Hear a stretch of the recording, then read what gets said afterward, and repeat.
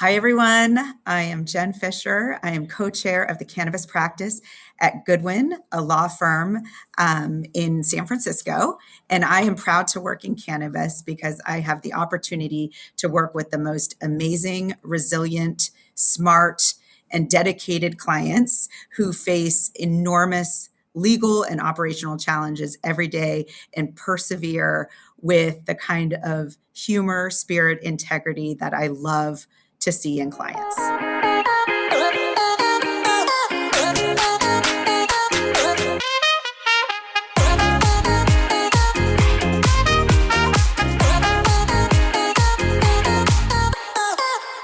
Hey, everybody, and welcome back to another week of the Proud to Work in Cannabis podcast.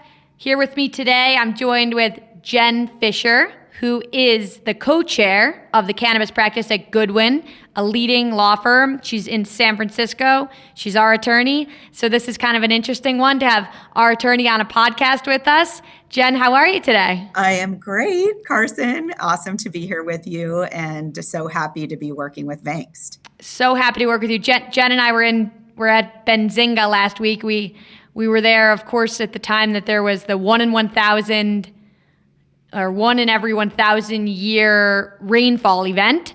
So did you get out of Miami okay? Finally got out. Wasn't as smooth or easy as I would have liked it to have been. And we didn't get our pool time at the cabana that we had hoped we were going to get. But still a great time and made it back to San Francisco just fine. You still pulled off a great happy hour. So even though we couldn't be at the pool. Yeah, we moved it indoors, but all you need is all the right people. And that's what we had. We had a great crew.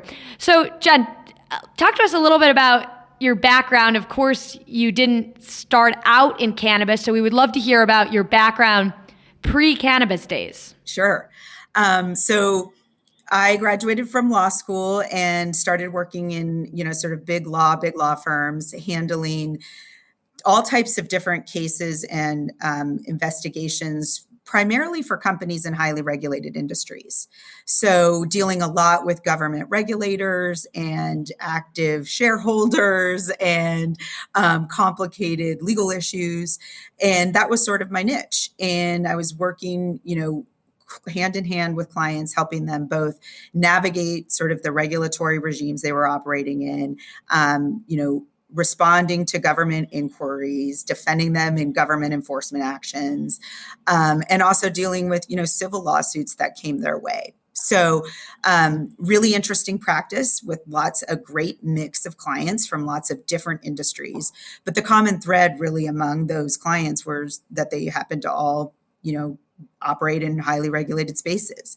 So that actually is what led me to cannabis. Is I figured, based on that experience, I at least had the skill set that would be valuable to cannabis companies and clients who were looking to navigate an increasingly complicated regulatory environment with lots of uncertainty around how the government and government enforcement agencies were going to look at the space, especially given the history of criminalization and the war on drugs. And, also something that was brand new and really exciting. And so I took that skill set that I developed working in other industries and have just been able to apply it to cannabis and pretty successfully, help my clients navigate some pretty tricky stuff over the years. So what year was that when you decided that you wanted to transfer into cannabis somehow, and then how did you actually go about doing it? Yeah, so it was 2017 when I started thinking really seriously about focusing this practice that had been kind of diverse and varied in terms of industries, specifically on cannabis. And that timing was important because I was in San Francisco. Voters in California had just, passed the initiative to legalize adult use. And I was watching California try to figure out how they were going to stand up a highly regulated adult use industry after what at that point had been decades of a very loosely regulated medical use sort of regime. And when I started paying close attention to how they were thinking about doing it, spread across three in California initially spread across 3 different regulatory agencies with hundreds of pages of regulations and lots of really intense barriers to entry. I thought to myself, this is going to be very complicated. And this is going to be sort of challenging and difficult for companies who want to think about entering this space. And they're probably going to need good lawyers. And aside from a lot of lawyers, at least in California, who traditionally practiced in this space, many of them were really traditional, true criminal defense lawyers and didn't have sort of the breadth of expertise that I had. So I thought this is a great opportunity. I think there's going to be a great need.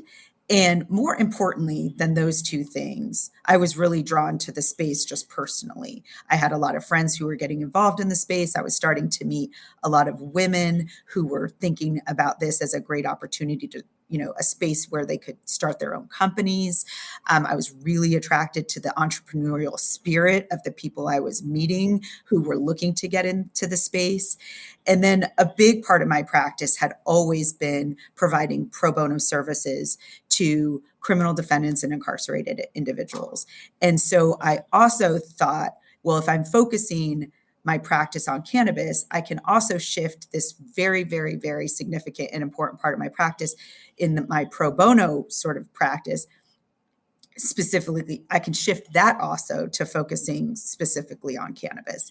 And so I was really interested in sort of like the social justice aspect of it. The fact that at the time I thought it looked like a very even playing field for women and people of color to come and enter this space. I wish it had sort of turned out differently, but this was part of my motivation and my sort of personal drive to want to be part of this space was because it seemed like an exciting opportunity, a challenge, intellectually really interesting, but also a perfect fit for who I was and what I care about. And I thought this could be a practice where I get just as much out of it as I put in. I love that. And so Brett, your co-chair, so were you both at Goodwin and then you came together and said, all right, let's go pitch Goodwin on the cannabis practice? Or yeah, great question, actually. No, I was at my prior firm, Duane Morris, and was also involved in the cannabis practice there as one of the leaders of that practice. And Brett was doing the same thing at Goodwin, sort of getting the practice started, establishing it. And both Duane Morris and Goodwin were some of the only large law firms who were even willing to represent clients in the space at the time. Right. Many of our peer firms would not touch clients in this space. And so Brett and I actually met when we ended up being on opposite sides of a deal. I was representing an investor and he was representing a company. Goodwin was representing the company. And the investor, it was for this client of mine, it was their first cannabis related investment. So they needed lots of hand-holding and wanted the diligence to be very robust. I'll put it that way. Oh God, I've been on the company side of that. Yeah. So I felt like I was answering to my client and to their investors and and there were lots of questions to be asked. So it was just a little bit, and I only say that because it led to a little bit more of my involvement in the deal on the regulatory diligence side than is typical in just, a regular, fundraising round. And so Brett and I got to work really closely on that deal, even though we were on opposite sides, our clients' interests were aligned. Ultimately, we were able to close the funding round. And after that, he started recruiting me to Goodwin. And I came over.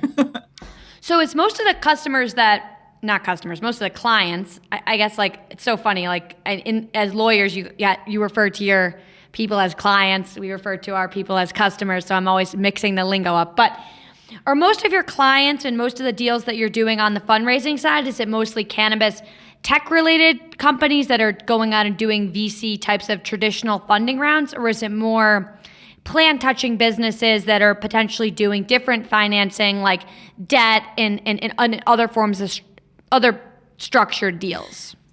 It's all of the above. And so at Goodwin, we have a real advantage in that we are probably one of the things we're most well known for is our tech practice. We represent lots of emerging technology, companies and the VCs that invest in that space. So a lot of our client base is made up of those types of investors and also technology companies that are focused on the cannabis industry, whether they're, providing different types of, platforms or services to the cannabis industry in particular, or they've developed technologies that serve our industry specifically, or they're adopting other types of technology services that can be used in cannabis. And so they can't come to us to help us navigate both scenarios. And then a strong part of our client base is investors in the space. And some of those investors are strictly non-plant touching only. Some are more interested in plant touching companies. Some are part of our traditional client base. Another strength of Goodwin is our life sciences practice. So we're seeing more and more, investors interested in cannabinoid research and novel, therapeutic developments and things like that. So our investor base is pretty strong part of our client portfolio. And for them, we really look at all types of deals, different stages, different early stage, later stage. And then we do a lot of public company work for the publicly traded companies as well. So we really do plant touching, non-plant touching, science and research, technology. We represent all those types of companies, large and small, across the supply chain, and the investors who are interested in investing in them. And it's a good funnel for you all as well. If you have investors that you work closely with, like we met through Casa Verde. Actually, I don't know what we're going to do when we inevitably do another deal and you're our lawyer and Casa Verde's lawyer. So I'm going to have to tell them that you're representing Vangst on the deal.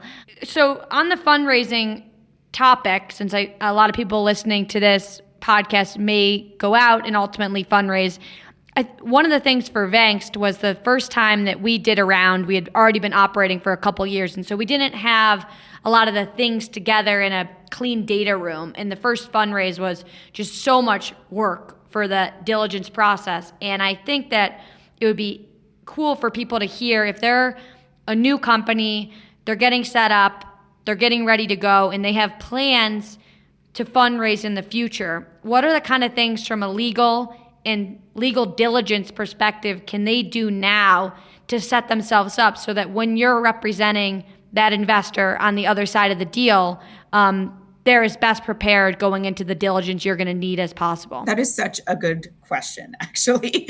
And I will say that over the last... It's out of my own pain. It's out of my own pain. Yes, on our first fundraise, I was like, oh my goodness. But then once you do it once, then the Series A and the Series B and the following rounds are much easier because you have everything together. But I just had no idea how robust a diligence was going to be. And I just didn't have my stuff together, frankly, in the seed round. Yeah. And I think the challenge is for a lot of entrepreneurs who are starting out, they don't know what they don't know, like exactly what you're experiencing. And also what we've seen is, so there's an evolution that naturally occurs there, but there's also been a real evolution in terms of the professionalization of the industry. So when I think back to like when I first peeked in a data room 6 years ago, started looking at things, it was kind of a mess, right? And even in 2018 and 2019, when companies were forming and doing, their stock purchase agreements,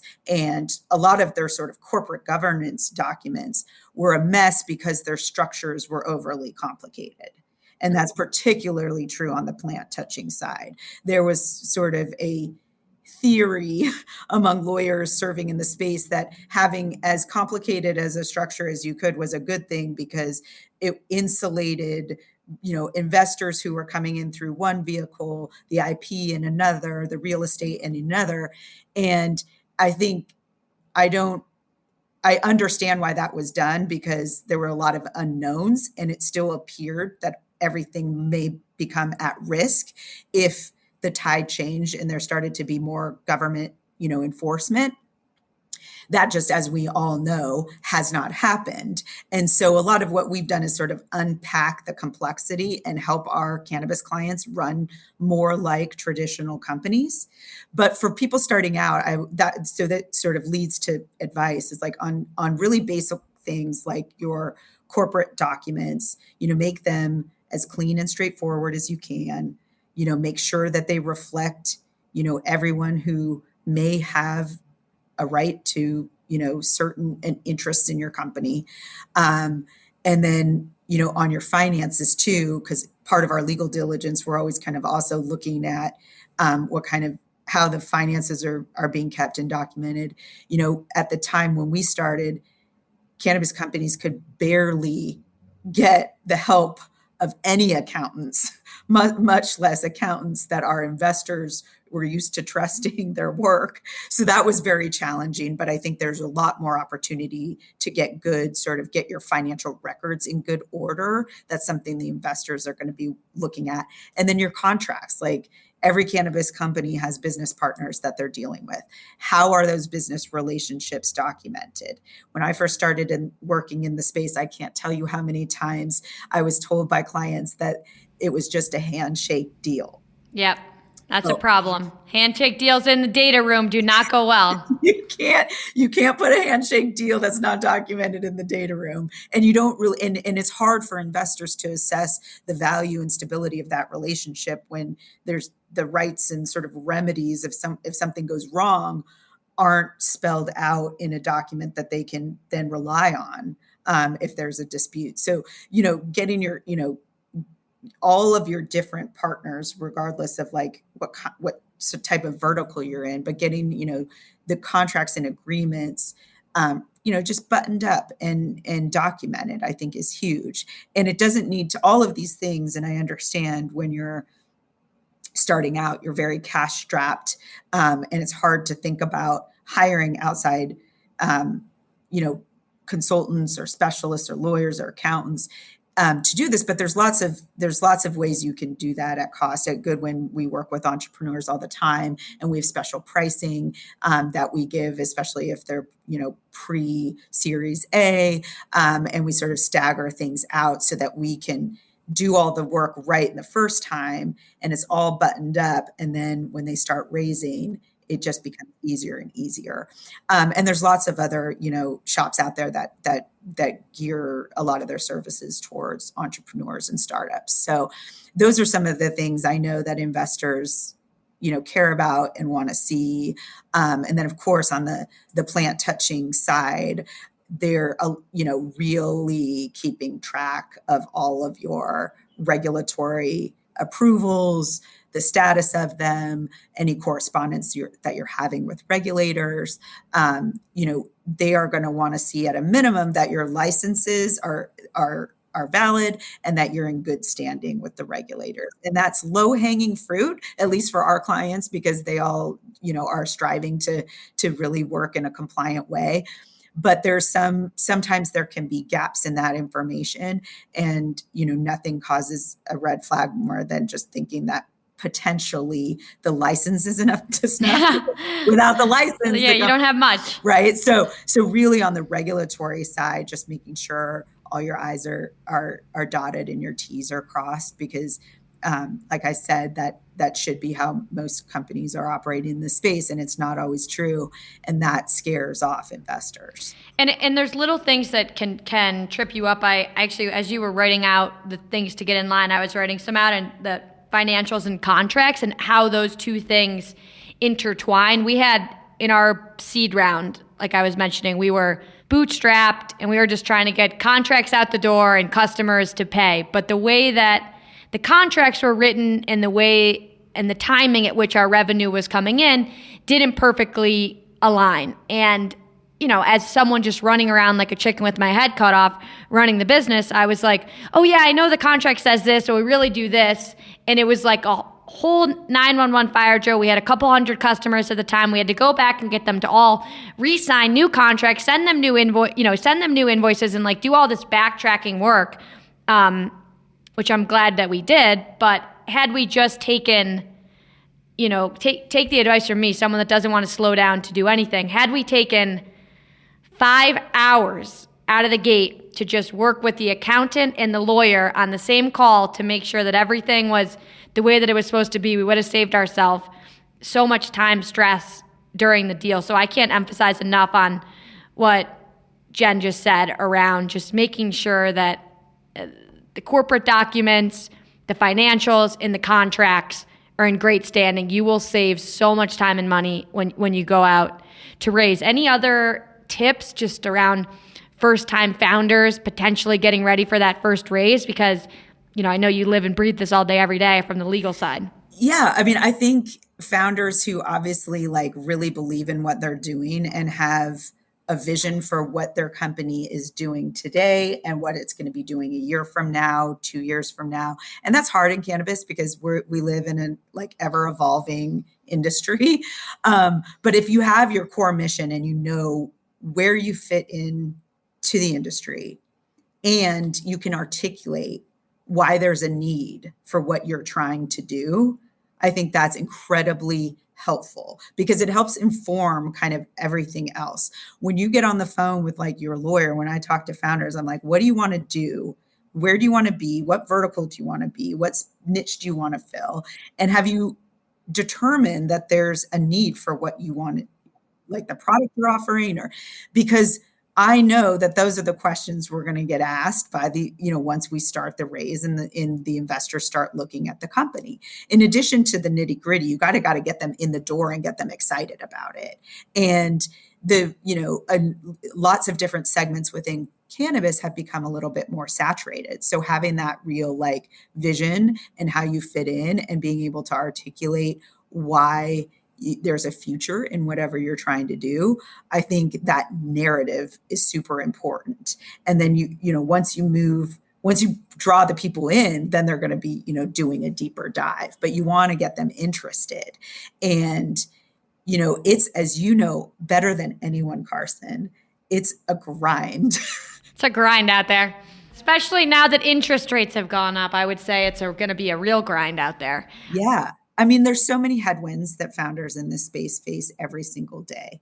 And so you need to have that grit and you have to know why you're doing it and you have to believe in why you're doing it. Otherwise, I can imagine it's hard to get up and do this every day if you're a founder in the space. And so you have to be driven by something more than a desire to launch a successful company and make money and sell it one day.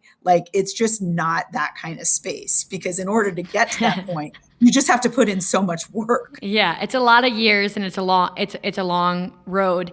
I'm curious so last year cannabis funding went down, VC funding went down 96% year over year, which was a pretty crazy drop. So the deals that you did see getting done, what was the difference in the dynamic of the deals from the 2020, 2021 days to the 2022, 2023 days? Because we've been harping on this podcast quite a bit, and all the founders that we have on, we're all on the same page of getting our business to break even and cash flow positive so that we're not at the mercy of investors. But some people that's not possible and they're going to need to go out and raise. So I'm curious what you're seeing, because, with the 96% drop in deals, those deals that are getting done, what's it like being in those deals? Yeah, well, I mean, I think the biggest sort of shift in our practice is just sort of seeing we've seen that firsthand, really just the dramatic reduction in the number of deals, the value of the deals, the volume of the deals. There was just a really active clip there for a while where, there was lots of interest in investing in cannabis, particularly among some of our clients who weren't already in this space and were considering it. Those people, those clients, those investor clients, I think have almost uniformly decided to sit on the sidelines at the moment. Why? When they talk to you and they tell you that they're going to sit on the sidelines, what are the reasons you're hearing from those investors? Yeah, so it's a couple things. Is looking at the state of the industry, the risk isn't worth the return. And so right now, whereas in 2019, people just in 2020, a lot of people were like, yes, this is risky, from a just investment standpoint, because there's uncertainty around this industry and, it's new and all those other things. But then there's like, some regulatory risk and we don't know what's going to happen at the federal level. And, but people were hopeful that those risks like wouldn't materialize in any real way, while at the same time, their upside was going to be a real upside. Now, with just like the total stall out in federal reform, there's less interest in the longer game. And there's other, I think we're seeing this sort of across our industry base at Goodwin, like that there's just a slowdown in deal activity, not just in cannabis, but across the board. So people are just sort of keeping their powder dry at the moment and waiting for, changes and things like inflation and interest rates, I think will make a difference when we start to, we start to turn the corner. But really it's that risk reward analysis that companies, that investors are doing, and kind of thinking through, like, is there an easier to predict, easier to manage, easier to, point of entry type of investment to make than cannabis? And the answer is totally. Yes. The answer There's is yes. lots of others that are a lot easier. And I think it's just having seen, from top to bottom, sort of the stock prices of the public companies and the valuations drop, and which, traditionally might be the right type of investor might see that as a real opportunity. And I think there are some out there who do still view it that way. But a lot of the investment in the space has stalled because the industry is going through a challenge at the moment, and that being coupled with the fact that there's at least no real promise of meaningful federal reform anytime soon. Yeah, and I think during this downtime, it is a good chance for people to button up some of the things we spoke about earlier. Like, we're working with you on redoing our contract for some, I do think that there is an opportunity in this moment from a legal standpoint to, when everything is go, it's hard to catch your breath. And clean up some things. So what could people, maybe some folks like me, we're not raising, thankfully, right now. What are some things that, from a legal standpoint, I should be focused on when I'm not raising, but things are going well, and we want to be ready if an opportunity comes up? Yeah, I think while a lot of this stuff has like legal implications, it's really like focusing on the business fundamentals, and also thinking through, like, where you sit, who your customers are, who your partners are, how you can create new efficiencies that you may not have needed to create before, but in order to preserve some of that cash is super important. And sometimes that means restructuring certain partnerships or things like that. So that's where we're doing some legal work, but also, really looking at your processes, and if there's ways to make them a little bit more streamlined, and thinking through, if you're customer facing, like you are, and a lot of, cannabis companies are, like, how are you best serving the needs of your customers at the moment? And can you give them a little more love and, really develop in a stronger way that loyalty? Because I think for the companies that are focused on all of those things at the moment and really hunkering down on being really good at what they do and buttoning up how they do it, when we come out of this, because I don't ever like to say if, because I really think it is when. It is a when. It is a when. Those companies are going to be the most well-positioned to really take off. And I think what we're seeing is that companies that just aren't able to do that probably won't even make it through. And so there's a little bit of a reckoning happening in the space now, because I think when money was flowing in, it was also flowing out in a really quick and sort of, in a way that wasn't as sensible, practical, sort of conservative as the way people are thinking about using their resources now. And that's just good discipline. Like, that's just good discipline. Yeah, good discipline. Well, it's, around this time last year, a lot of people really started raising the warning flag and saying, attention, you really need to cut your burn and make sure that you have cash into 2025. That was the advice that our board was giving us. That was the advice that a lot of great boards were giving to their founders. But as we saw from the data from Silicon Valley Bank, the deposits weren't coming in, but the balances were going down. So the burn was still happening. A lot of people did not get the memo to cut their burn. And now here we are in the spring of 2023, and you have 6 months of cash. I think that we're going to see, like, to your point around people not making it, like, I'm seeing a lot of companies that are in this couple months of cash trying to get a deal done, trying to get a merger done. So I think the fallout is going to be the worst over the next 6 months. And then the people that can get to profitability and be self-sustaining and keep plowing forward have this huge opportunity. So I don't know if that's just what I'm seeing or if you're seeing that too, but I'm kind of shocked by the amount of people that just didn't cut their burn a year ago. Yeah, I think you're absolutely right that heeding that advice that I think most people got at the time that you got it is going to inure to your benefit in a way that is probably going to be exponential, because it's a way of setting yourself apart in the market. And it's a way for all companies that are doing it. And having that solid balance sheet is something that investors are always going to be interested in and prioritize in terms of where they put their money. And so when the money starts flowing back into the industry in a real way, I think you're going to see some big winners. And those are the companies that have really, focused on the fundamentals and gotten everything in order and are ready, because they've done all of that.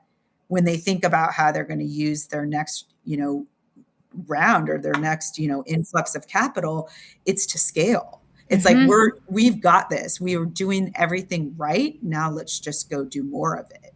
Absolutely. Nobody wants to bail out a dying company. They want to invest in a company that has the chance to make it. And I think a lot of investors are, especially in cannabis, are sitting back on the sidelines to wait to see who the players are going to be and what's going to happen over the next 12 months. Yeah.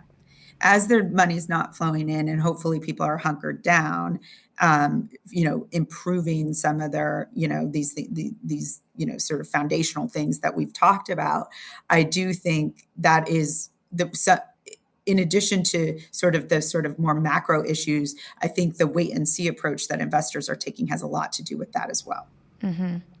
So switching gears a little bit, you're a mom with 3 daughters. Yes. How have you talked to the girls about cannabis and your work? Super curious to hear about this. Yes. So I'm very open with my girls. My daughters are 11, 13, and 15. So they're at ages that are, pretty pivotal because they're old enough to understand and be interested in what I do every day.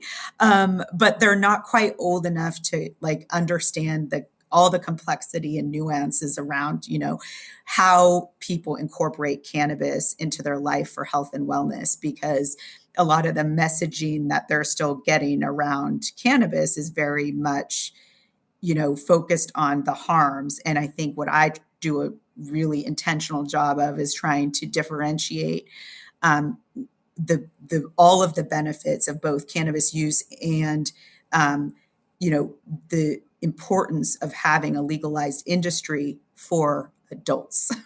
So that's where I really, really keep my focus on that. This is something that is a very adult thing. But I also I want to normalize it. I think a lot of the challenges the industry faces is based on, stigma. So I'm just in my little part of the world, trying to dismantle some of that stigma. And it's difficult because you're up against lots of different messaging that they're getting. And, my oldest daughter in particular, she's a freshman in high school, and there's definitely, lots of cannabis use happening and that she's, seen or made aware of among, teenagers, and, just really trying to help her understand why for her own brain development and well-being, she just needs to wait. And I'm really adamant. Just like alcohol. She's not alcohol. Just like you're not encouraging her to go drink tequila. Exactly. Just like alcohol, we talk about it in the same ways, and we talk about it, in terms of why there's a legal age requirement. But I think, also what's unique about my work in the space is I do probably spend a disproportionate amount of time talking to them about the pro bono work that I do. And they do know when I'm talking to my clients on the phone who are incarcerated, and really trying to instill in them this understanding of what happened with the war on drugs and the disproportionate impact it had on people of color, and how just a very small, piece of what I'm trying to do is really to try and right some of those wrongs. And so I probably focus more on that part of the work, so they have a really good understanding of sort of some of these, societal impacts and, law enforcement and how that all played out in social justice, social equity issues, because I really want them to have a really strong awareness of that as they're, sort of coming of age. And, the good thing about raising 3 girls in the city of San Francisco is that they are not strangers to cannabis. They know that smell anywhere. They've been smelling it since we, lived near Golden Gate Park, since we walked them there as babies and toddlers. So the exposure is there. It's just helping them understand some of the complexities around some of the messaging they get and the work that I'm doing. On the pro bono front, that's so cool that that this was a passion you had before, and of course it fits perfectly into the work you're doing in cannabis. Is there any success stories or cases that you can share with us? Because I know this is an interest to a lot of people, and a lot of people want to figure out ways they can support and help here. Yeah. So I'm one of the legal advisors for the Last Prisoner Project, and we're the lead law firm partner that works with them on release proceedings. So I started a project with them at the start of the pandemic, where we recognized there was a real opportunity to pursue release motions for compassionate release, is what it's called under the law, under the First Step Act, which was part of the Congress's criminal justice reform. And because COVID was spreading so rampantly through the prison system prior to the availability of vaccines, there was an opportunity to get federal court judges to pay attention to individuals who had risk factors, who were serving nonviolent cannabis offenses, serving time for nonviolent cannabis offenses, had significant years left on their sentences, but also had a reentry plan, so a supportive family to come home to, healthcare, potential for employment, and use this moment in time where if these individuals were to stay incarcerated, their risk of getting seriously ill from COVID was increased exponentially. So Which that is was just horrifying, by the way. Horrifying. And it was horrifying at the time. So there was an opportunity for us to at least use this procedural mechanism to get in front of federal district court judges and then present a really more comprehensive narrative. We talked about COVID and we talked about the dangers and we talked about that, but in every single motion that we filed in any of these cases, we always include a section on just the injustice involved in these extraordinarily long sentences that people are serving for nonviolent cannabis offenses, for conduct that has now been legalized in all of these states. And just how it's just ridiculous, unfair that really so unfair. It really is so unfair. It makes it also what's up with our country just wanting to just lock people up for nonviolent offenses for decades and decades. Don't you think it's just a drain on us as taxpayers and it's just not the right way to go? Why are we obsessed with jail in this country? Well, that's a bigger question that I'm happy to go into anytime, but it's so true. And I think when you look across sort of all the drug related offenses, the sentences are just crazy. And the way they're disproportionately handed out, the longer and more severe sentences to people of color, it really just is enraging to me.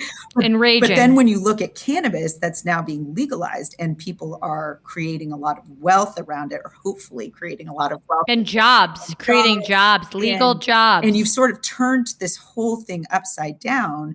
And yet, because it's still federally illegal, our clients, who are primarily individuals serving federal prison sentences, there's no reform out there that's applicable to them. So, there are states that have now begun incorporating criminal justice reform in their legalization efforts. So, reductions in sentences and expungements and release proceedings that make it easier. But at the federal level, that's not happening at all. So we have to use these procedural mechanisms, and you can't do that unless you have a good lawyer. And so these people all need good lawyers. So I encourage anyone who's listening, if you want to get involved, please reach out to me, because we're always looking for more lawyers to take these cases on.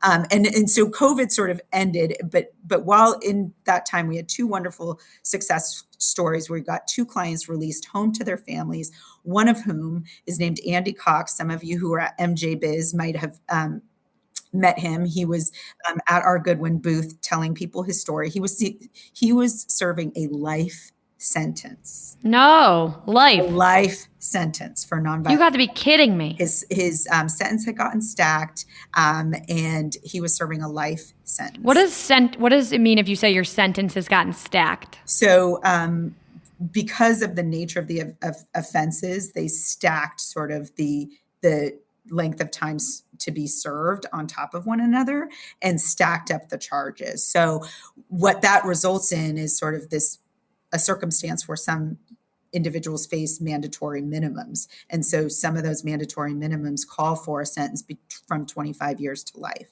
And that is what he got. But you got him out. We got him out. He is just doing really well. We really got close to his family. His sister was instrumental in helping him get us out. So we have, went to Florida and visited them after he was released. And like I said, he came with us to MJ Biz, Last Prisoner Project, sort of, helped guide him through that experience, which was really crazy for him to see the industry sort of built up, the way it has while he's been in prison, and have him tell us a story. So really put some of these statistics and this injustice, like put a name to a face, and and hear his story. And it's really, really rewarding. And now maybe we could have him on the podcast with you another time. Yes, he's amazing to talk to, and just a wonderful, wonderful person, and a real success story in terms of how he's re-entered society and rebuilt his life after serving years in federal prison. And now there's 40,000. There's 40,000 more of these stories. Yes, right. That we know of. It's like a hard number that we know of. Track. It could be more. It's. The Bureau of Prisons doesn't keep very good records and doesn't make them accessible. So it's hard to know the exact number, but it's a huge community of people who are looking for help. And now we've sort of started working more also with the Cannabis Justice Initiative, which is really focused, in addition to compassionate release, on clemency proceedings. So as most of your listeners might know, President Biden, did announce pardons for, individuals who've been convicted on federal possession charges. Very, sort of small step in a much, in an area of law where bigger reform is much needed. But there at least have been some indications from the Office of the Pardon Attorney that there's, looking at and considering, clemency for nonviolent drug offenders, in particular, people with cannabis convictions.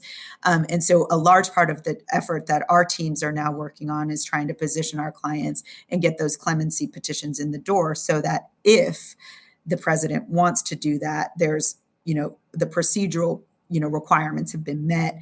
Those stories have been told in a really effective way, sort of why each individual client that we represent is deserving of a clemency grant and a commutation of their sentence and a release from prison.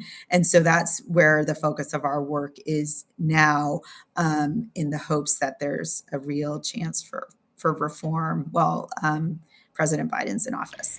Well, in wrapping up here, if you could just look forward into the future of cannabis, let's not go too far. Let's do a short term. Let's say that we're sitting here on April 17th, 2024, 12 months from now.